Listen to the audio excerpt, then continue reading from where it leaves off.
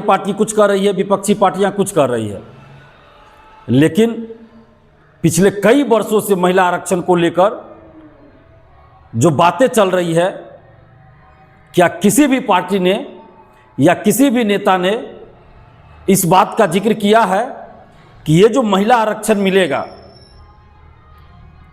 ये महिला आरक्षण जो मिलेगा लोकसभा हो या फिर विधानसभाओं में मिलेगा, तो ये जो महिला आरक्षण मिलेगा, इस आरक्षित सीट पर किन महिलाओं को टिकट मिलना चाहिए, ये आरक्षण जो है किन महिलाओं के लिए आरक्षित होगा।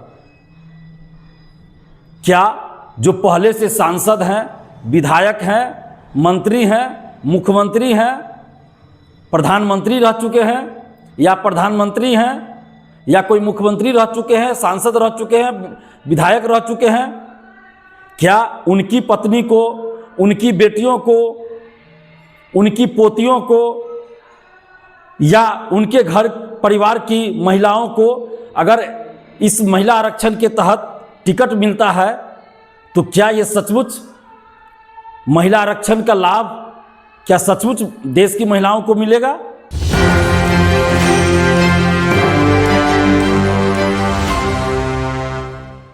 नमस्कार, एक न्यूज 24 देख रहे हैं यहाँ पर मैं हूँ आपसद ब्यूटी। देखिए, फिलहाल अभी आपको बता दें कि अभी पूरे देश में देखा जाए तो एक ही मुद्दा सबसे ज्यादा चर्चा में है, मतलब कि गरमाया हुआ है, महिला आरक्षण। इसी को लेकर छात्र नेता दिलीप कुमार ने भी कई अहम सवाल खड़े कर दिए हैं। उन्होंने कहा कि अगर महिला आरक्षण सच में महिलाओं के उत्थान के लिए है तो इसका लाभ हर वर्ग की महिलाओं तक समान रूप से पहुंचना चाहिए। तो आइए सबसे पहले छात्र नेता दिलीप कुमार के इस वीडियो पे गौर फरमाते। नमस्कार दोस्तों, मैं दिलीप कुमार। दोस्तों, वर्तमान समय में पूरे देश में जितनी भी राजनीतिक पार्टियां हैं, उन सब ने एक तरह से अलग से कोहराम मचा रखा है और हर पार्टी अपने आप को महिला सशक्तिकरण की दिशा में बड़ा काम करने का वादा कर रही है। अपने आप को ऐसे दिखा रही है पार्टी जैसे महिलाओं के लिए हम बहुत काम करने वाले हैं, तो महिला के लिए रिजर्वेशन देना चाहते हैं, लोकसभा विधानसभाओं में महिला आरक्षण देना चाहते हैं। लेकिन क्या ये सत्ताधारी पार्टी हो या विपक्षी पार्टियां हों, जितनी भी पूरे देश की पार्टियां हैं, क्या सचमुच महिलाओं के लिए सदन में आरक्षण देना चाहती है? और क्या सचमुच उस आरक्षण से, महिला आरक्षण से सच में देश की महिलाओं का उत्थान होगा? इन राजनीतिक पार्टियों की आखिर मंशा क्या है? आज हम इसी पे बात करने के लिए आप लोग के सामने हैं। और आज आप देख रहे हैं कि सत्ता पक्ष और विपक्ष एक दूसरे पे आरोप प्रत्यारोप लगा रहे हैं। सत्ताधारी पार्टी कुछ कर रही है, विपक्षी पार्टियां कुछ कर रही है, लेकिन पिछले कई वर्षों से महिला आरक्षण को लेकर जो बातें चल रही है, क्या किसी भी पार्टी ने या किसी भी नेता ने इस बात का जिक्र किया है कि ये जो महिला आरक्षण मिलेगा, ये महिला आरक्षण जो मिलेगा लोकसभा हो या फिर विधानसभाओं में मिलेगा, तो ये जो महिला आरक्षण मिलेगा, इस आरक्षित सीट पर किन महिलाओं को टिकट मिलना चाहिए, ये आरक्षण जो है किन महिलाओं के लिए आरक्षित होगा।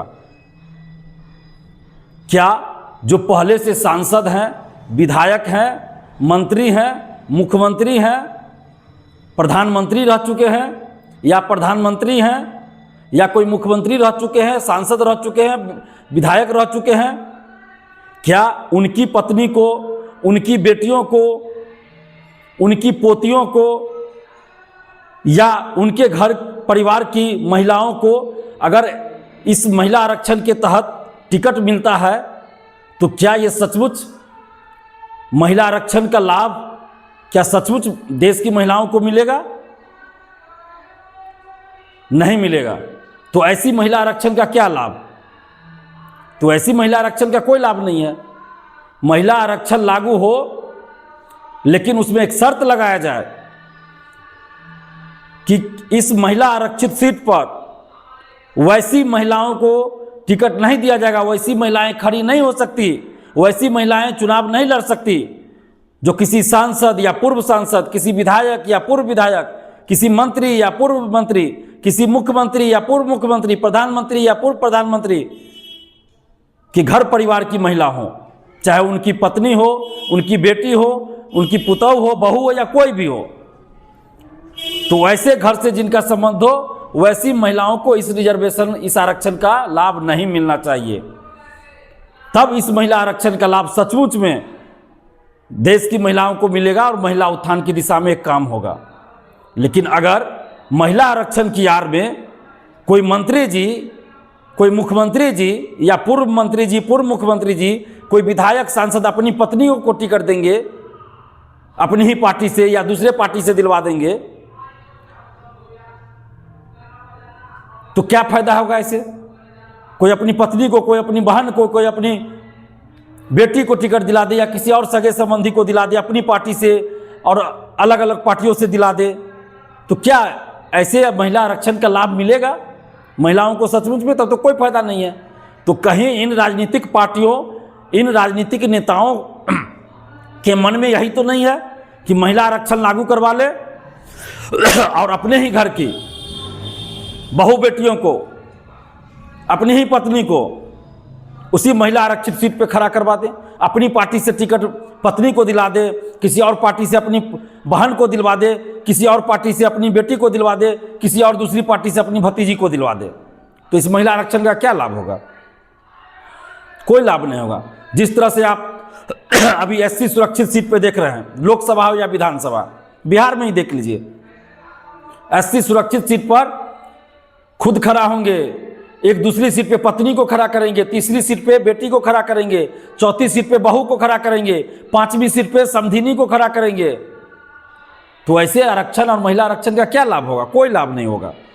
इसलिए देश के नागरिकों को और खास के देश की महिलाओं को इसके लिए प्रयास करना होगा। अगर सचमुच में कोई नेता, सचमुच में कोई पार्टी महिलाओं को